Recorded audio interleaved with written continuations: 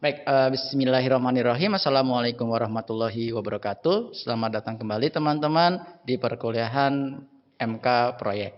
Nah, hari ini teman-teman kita akan kembali lagi memberikan materi teman-teman nanti di sini akan memberikan materi mengenai proyek-proyek atau bagian-bagian dari proyek itu sendiri, di mana fokusnya akan ada 3 hal. Yang pertama nanti kita akan membahas mengenai design for production, bagaimana nanti kita bisa melihat faktor-faktornya, kemudian apa sih yang harus kita siapkan untuk membuat tim dan apa saja yang akan terjadi dalam tim itu, sehingga nanti proyek itu berjalan dengan baik. Tanpa banyak cakap, mari kita langsung masuk ke tim yang pertama. Silakan tim pertama untuk menjelaskan materinya. Baiklah, bismillahirrahmanirrahim. Perkenalkan, nama saya Muhammad Arya Zakbar dari Fakultas Teknik Elektro, Universitas Maritim Raja Ali Haji. Baiklah, kali ini saya akan menjelaskan tentang design for production atau desain produk.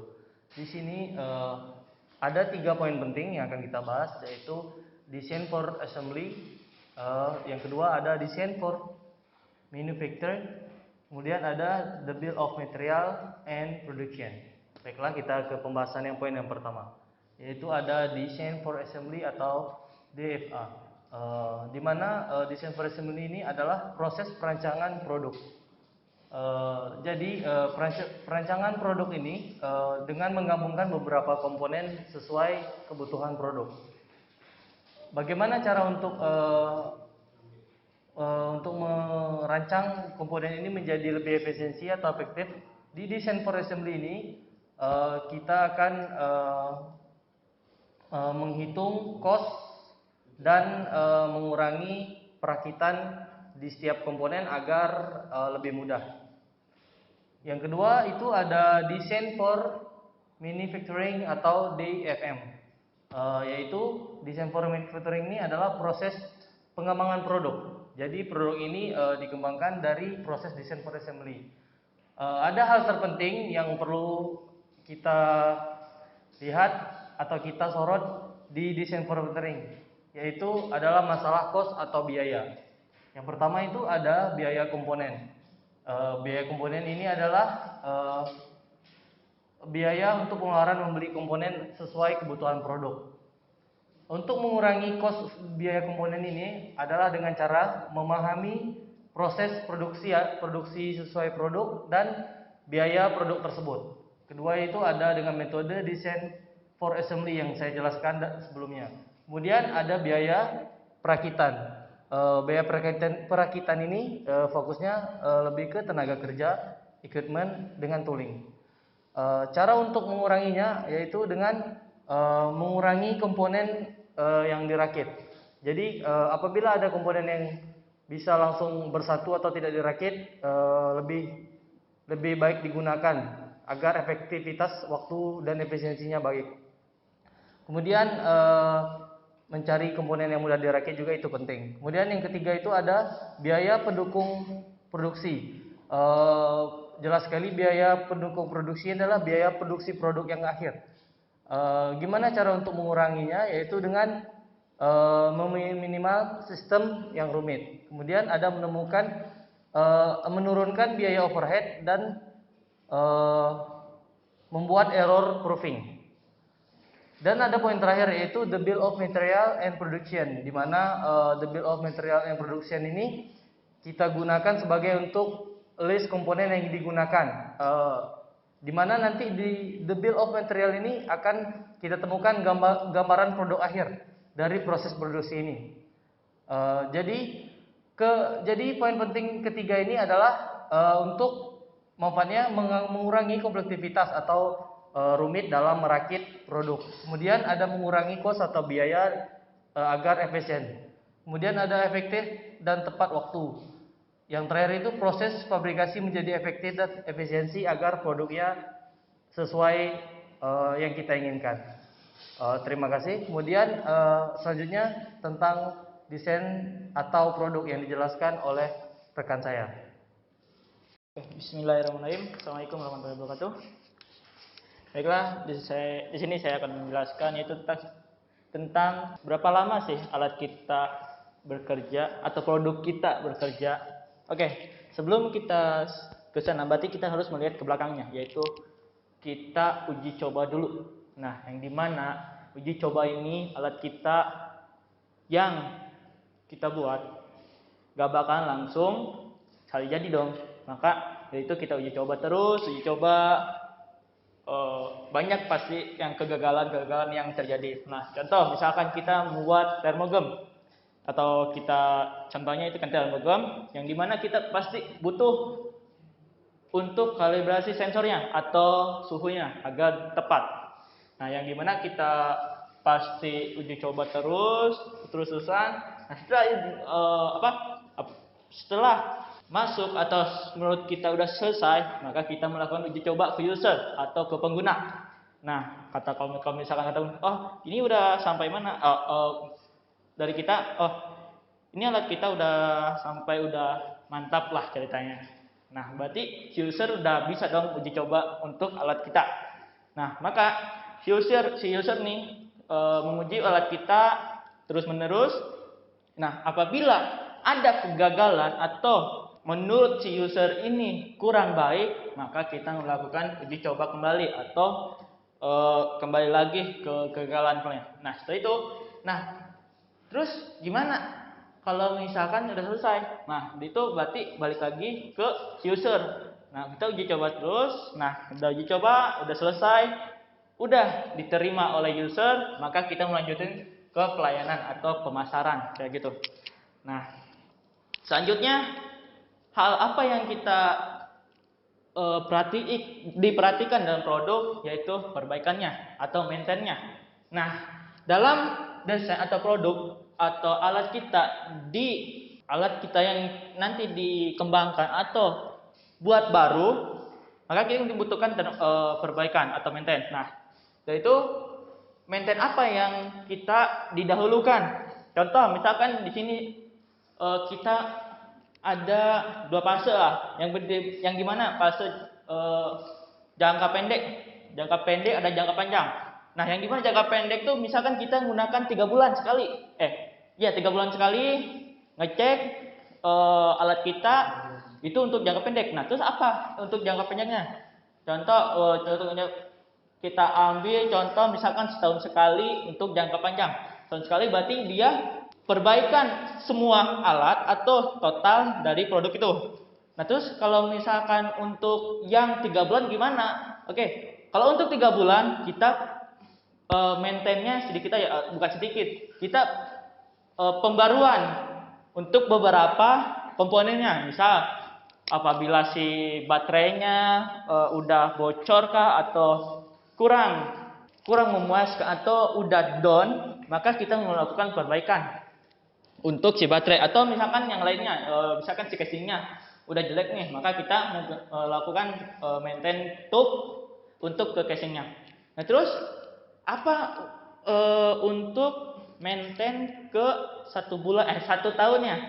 Nah, untuk 1 tahun kita ambil contoh, untuk 1 tahun maintain ini kita ngambil semua alat nih, misalkan ada yang down. Kan nggak mungkin setiap 3 bulan sekali pasti ada dong alat kita yang down atau udah nggak berfungsi lagi. Nah, di situ maintain yang ke setahun atau yang 1 tahun sekali itu kita diperbaiki atau kita tarik dulu untuk berapa bulan atau berapa hari. Nah, setelah itu sudah selesai di maintain, maka kita melakukan uji coba untuk kayaknya balik lagi ke uji coba alatnya. Nah, mungkin segitu aja dari saya. Mungkin dilanjutkan ke pembahasan lingkungan yang ada di proyeknya. Saya silakan. Baiklah, selanjutnya kita akan membahas tentang lingkungan atau environmental.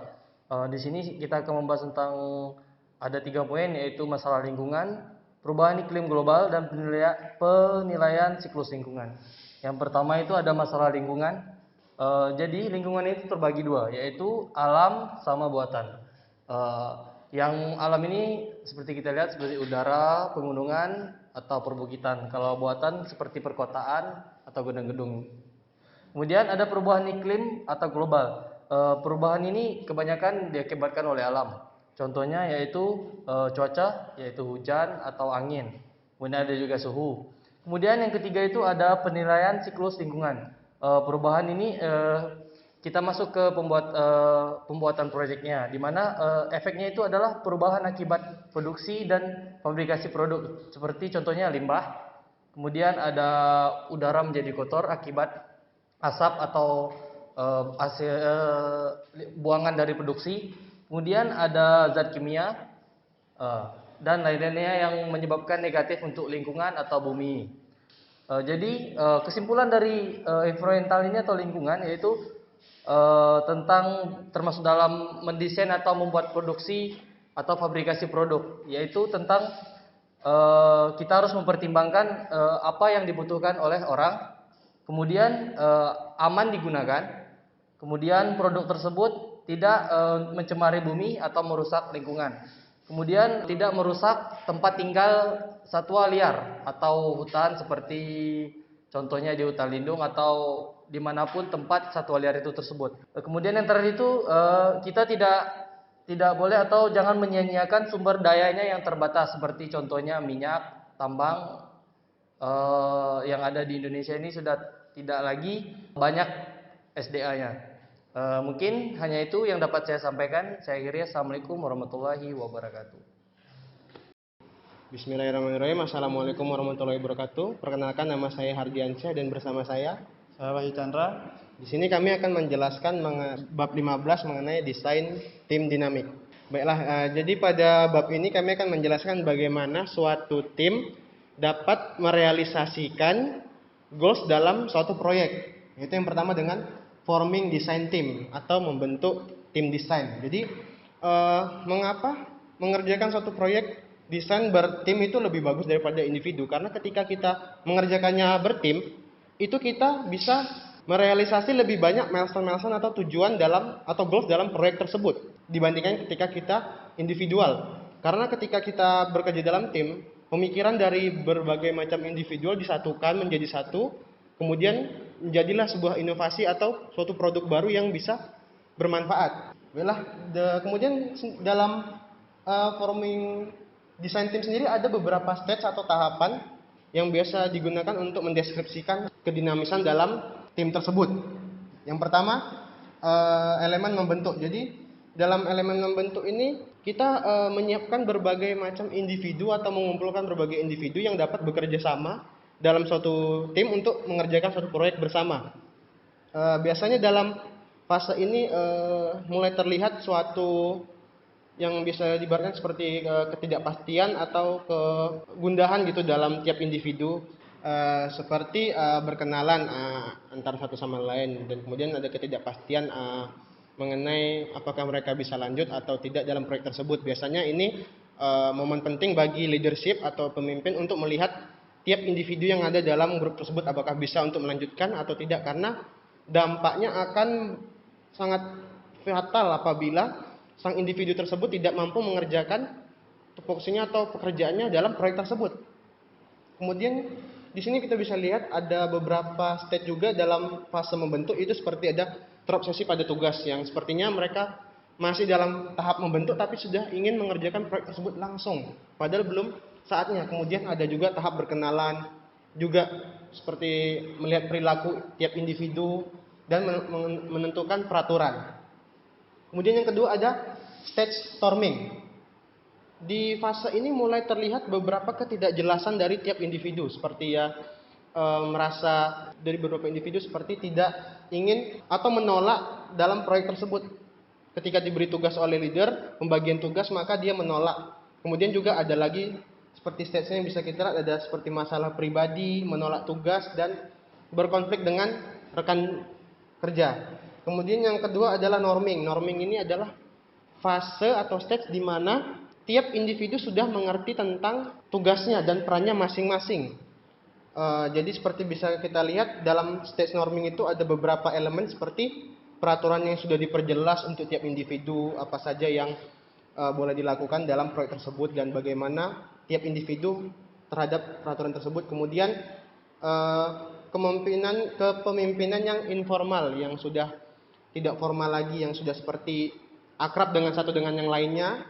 Kemudian ada juga persetujuan dalam grup yang dibentuk yang sudah dipahami oleh tiap individu dan sudah disetujui. dan persetujuan aktivitas, misalnya aktivitas dalam suatu proyek itu apa saja yang boleh mereka lakukan dan apa saja yang tidak boleh. Kemudian dilanjutkan dengan stage pelaksanaan. Di stage pelaksanaan ini adalah seperti namanya, yaitu proyek tersebut sudah mulai dikerjakan. Jadi tiap individu sudah melaksanakan tugasnya masing-masing dan sudah sadar akan dampaknya terhadap proyek tersebut apabila mereka mengabaikan tugas mereka tersebut. Seperti kita bisa lihat di tahap pelaksanaan ada beberapa elemen juga yang pertama itu sudah paham akan tugas mereka, aturan yang mendukung goals dalam proyek tersebut dan perkembangan solusi untuk konflik-konflik yang ada apabila ada konflik dalam tahap norming.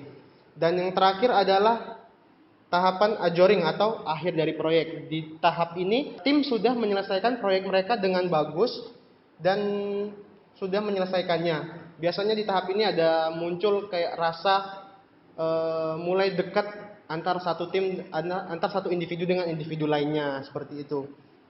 Oke, kemudian yang saya akan melanjutkan ke tahapan berikutnya yaitu 15.2 yaitu constructive conflict, enjoying a good fight, yaitu bagaimana kita menyikapi suatu konflik yang ada dalam tim.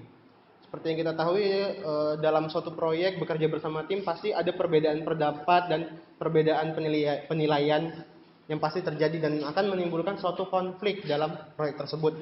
Dan apabila konflik tersebut dibiarkan begitu saja, maka akan berdampak besar bagi proyek tersebut. Bisa sampai proyek tersebut batal dan tidak selesai. Nah, di sini ada beberapa tahapan, 5 tahapan untuk minimalisir terjadinya konflik. Seperti yang pertama sudah pasti menghindar. Ketika akan terjadinya suatu konflik, hal yang pertama dan sebisa mungkin kita lakukan adalah menghindar, karena ketika konflik terjadi itu tidak hanya akan berdampak pada satu atau 2 orang, tapi pada seluruh tim. Nah, ketika kita masih setelah menghindar tapi masih konflik tersebut masih ada dan ada, kemudian kita bisa mengalah dari rekan kerja. Sepertinya ketika ada konflik dengan rekan kerja, kita memilih untuk mengalah dan mementingkan kepentingan bersama. Namun apabila juga tidak selesai, kemudian maka dilakukan yang bersama mencari solusi atas konflik tersebut. Kemudian ada tahap kompromi, dan jika tahap kompromi juga masih belum selesai konflik tersebut, maka dilanjutkan dengan tahap musyawarah mufakat, yaitu berembuk bersama memikirkan solusi dari konflik tersebut agar konflik tersebut bisa selesai dan proyek bisa dilanjutkan. Baiklah, itu saja yang bisa saya sampaikan. Kemudian untuk tahap selanjutnya akan dijelaskan oleh rekan saya. Assalamualaikum warahmatullahi wabarakatuh. Saya Wahyu Chandra dari jurusan Teknik Elektro Universitas Maritim Raja Ali Haji. Di sini saya akan menyampaikan ataupun melanjutkan dari presentasi yang sebelumnya. Di sini saya ingin menjelaskan tentang tim desain terkemuka. Tim desain terkemuka itu ataupun tim desain handal yang terdiri dari beberapa orang ataupun dalam berbentuk kelompok, terdiri dari ada pemimpin dan anggota tim. Untuk mensukseskan tim desain terkemuka ini, dalam pemimpin dan anggota tim itu diperlukan sudut pandang. Yang diartikan dalam sudut pandang di sini yaitu mempunyai wawasan luas ataupun kreativitas yang tinggi untuk mewujudkan proyek yang seperti apa yang akan dibuat. Oke, yang selanjutnya itu pemimpin dan anggota tim juga perlu dedikasi yang sangat tinggi. Dedikasi yang sangat tinggi untuk mewujudkan suatu proyek itu harus selesai pada waktu target ataupun pada yang dirancang itu berjalan dengan mulus tanpa error ataupun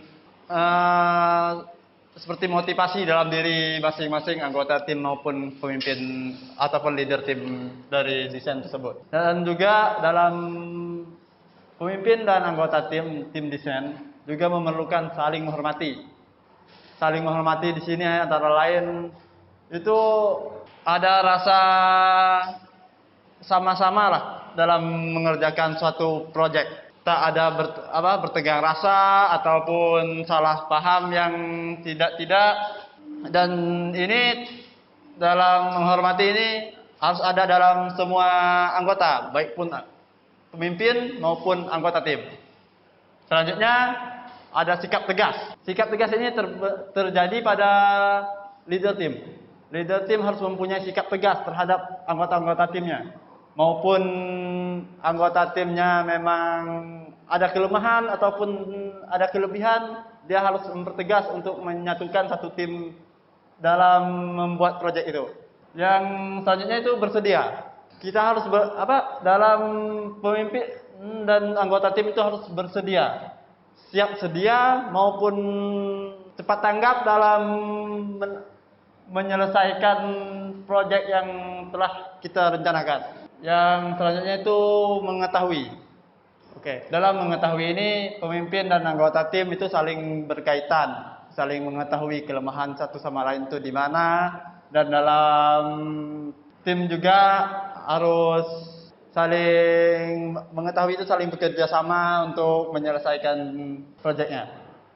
Oke, untuk keberhasilan dalam tim desain juga memerlukan berhasil atau tidak goal atau tidak goalnya itu, keberhasilan tim juga terwujud dengan keterbukaan pikiran, ya kreatif tadi, saling bekerjasama, bisa mengarahkan ini dalam arti itu seorang leader yang mampu mengarahkan anggota timnya harus membuat ini dan ini itu harus tepat. Dan terakhir itu saling menghargai. Oke, dalam tim desain terkemuka juga ada tugas dan peran. Dalam tugas dan peran ini, tiap-tiap anggota itu diperlukan peran masing-masing. Di sini terdapat peran komunikasi, tugas komunikasi. Yang berperan itu berbicara handal.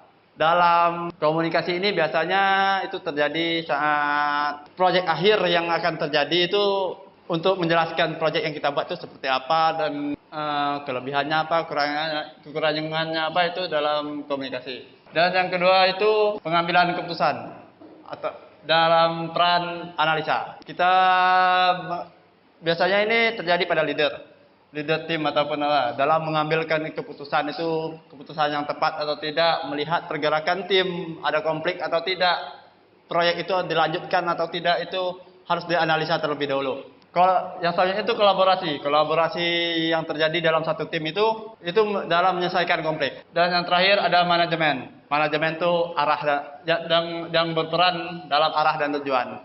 Dalam suatu tim desain itu memerlukan arah dan tujuan, harus seperti apa selesainya dan harus step bagaimana dan dalam jangka waktu berapa harus diselesaikan.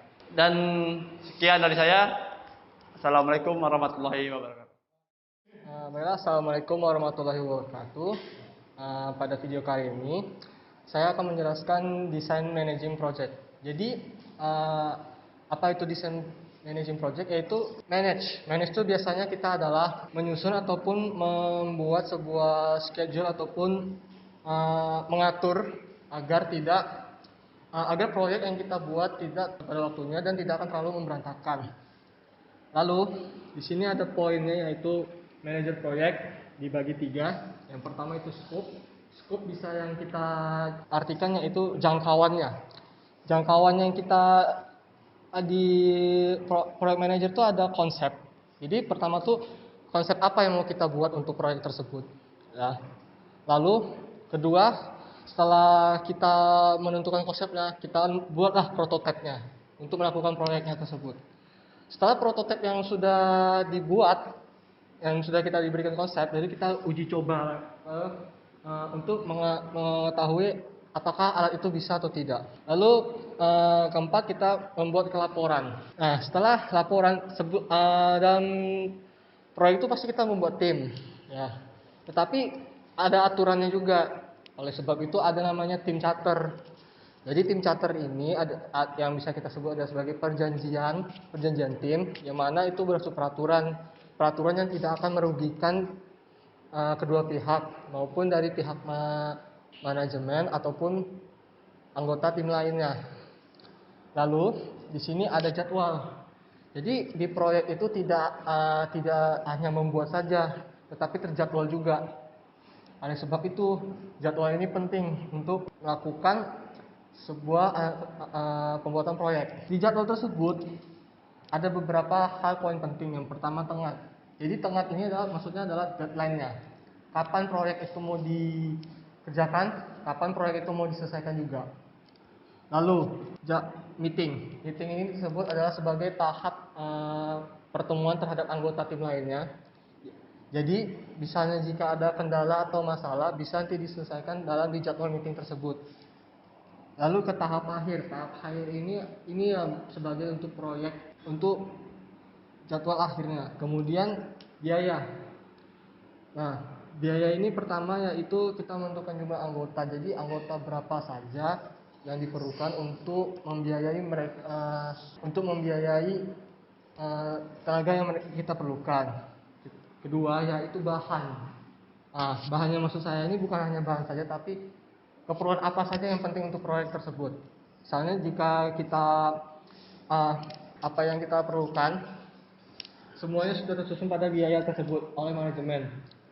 Yang ketiga lokasi. Lokasi yang maksud saya ini adalah lokasi penting untuk sebuah proyek. Misalnya kayak lokasi proyek pembangunan ataupun lokasi proyek pabrik.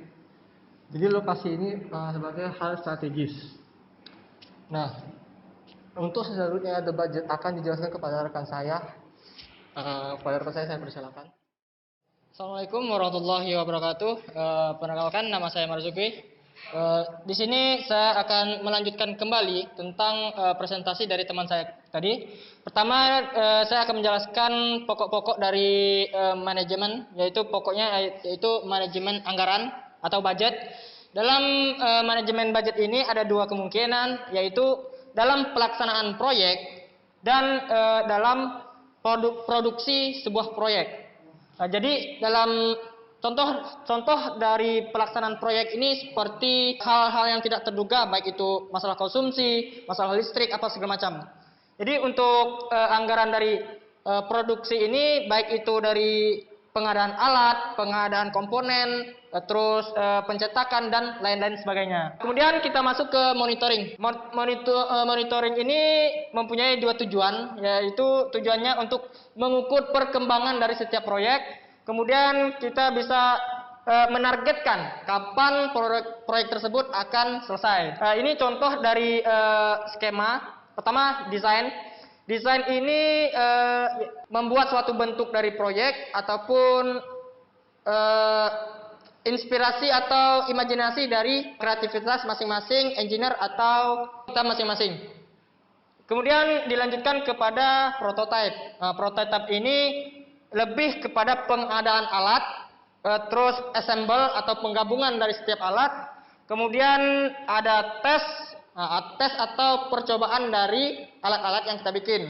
Nah, dari percobaan ini kita akan bisa melakukan evaluasi. Kemudian masuk ke dokumen. Nah, dokumen ini mencakup dari masalah jurnal, terus masalah pencatatan penanggalan atau struktur dari teman-teman di dalam tim terletak di bagian mana saja, baik itu desain, prototipe, tes dan segala macam. Kemudian manajemen dan kontrol. Manajemen ini yaitu suatu pengelolaan, baik itu pengelolaan dana, pengelolaan waktu dan pengelolaan anggota masing-masing. Kemudian setelah itu kita masuk ke bagian akhir dari proyek tersebut. Untuk bagian akhir proyek ini tidak semerta-merta hanya proyek atau hanya produk yang jadi, tetapi itu harus disertakan seperti jurnal. Jurnal yaitu mempunyai fungsi, yaitu sebagai orang konsumen.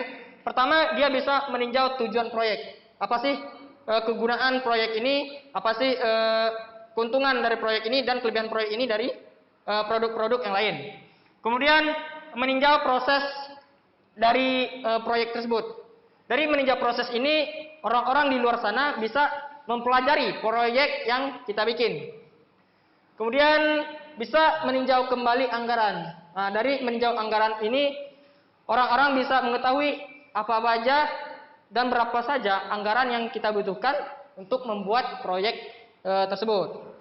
Dari dari proses akhir atau pengelolaan akhir ini intinya yaitu bisa menjadi referensi untuk proyek selanjutnya. Oke, mungkin itu saja yang bisa saya sampaikan. Terlebih dan terkurang saya mohon maaf. Saya ucapkan assalamualaikum warahmatullahi wabarakatuh. Oke, bismillahirrahmanirrahim.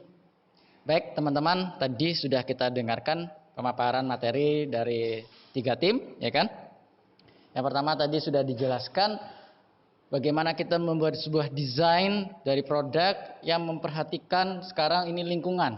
Kita tahu sekarang ada terjadi global warming, global change, climate change dan sebagainya, itu harus menjadi sebuah pertimbangan juga karena kita saat ini ingin buat sebuah produk yang sustain, yang tahan lama. Ya, kemudian yang kedua tadi juga jelaskan masuk ke dalam tim ini. Nah, tim ini tuh menjadi suatu hal yang penting karena ini yang akan mengerjakan proyek tersebut. Nah, tadi sudah dijelaskan bagaimana kita membangun tim, membentuk tim, dan tugas atau tupoksi, tugas pokoknya dari teman-teman anggota tim tersebut. Dan diakhiri sebagai seorang proyek manajer tadi sangat baik dijelaskan. Proyek manajer ini harus menjelaskan semuanya, menyiapkan semuanya, memperhatikan semuanya agar apa? Agar proyek yang dijalankan bisa berhasil. Baik, demikian perkuliahan hari ini. Bagi teman-teman, silahkan yang bertanya di kolom komentar. Jangan lupa selalu patuhi protokol kesehatan 3M. Pertama, menjaga jarak. Kedua, sering-sering mencuci tangan. Yang ketiga, menggunakan masker. Sekian dari saya, terima kasih. Assalamualaikum warahmatullahi wabarakatuh.